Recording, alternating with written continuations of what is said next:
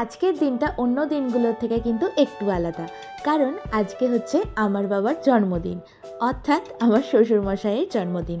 তাই সকাল সকাল সব কাজ কমপ্লিট করে পুজোটা দিয়ে নিয়েই সোজা চলে এলাম রান্নাঘরে। পায়েসের জন্য একদিকে দুধটা জাল দিতে বসিয়েছিলাম, আর আরেক দিকে 5 রকমের ভাজা ভাজছিলাম, আর এইদিকে মাংসটাও ম্যারিনেট করে রেখেছি। দাদাই এর জন্মদিন বলে কথা, তাই বুজুম কিন্তু খুব খুশি, আর আমি ভিডিও করছি দেখে ও কিন্তু আবার ফ্লাইং কিসও দিয়ে দিল আপনাদের। পায়েসটা আমার হয়ে গেছে, তাই এখন একদিকে ডাল সেদ্ধ করতে দিয়েছে আর একদিকে মাংসটা হচ্ছে। সকাল থেকেই হাওয়া দিচ্ছিল, আর এখন দেখলাম আকাশ কালো করে বৃষ্টি নেমেছে। বুজুম তার দাদার জন্য ছোট্ট একটা গিফট তৈরি করলো, আর আমার রান্না শেষ, এখন বাবাকে পরিবেশন করব।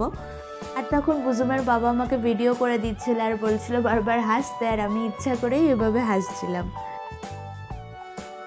আজকের মতো তবে এইটুকুই থাক, দেখা হচ্ছে পরের কোনো মিনি ব্লগে। ধন্যবাদ।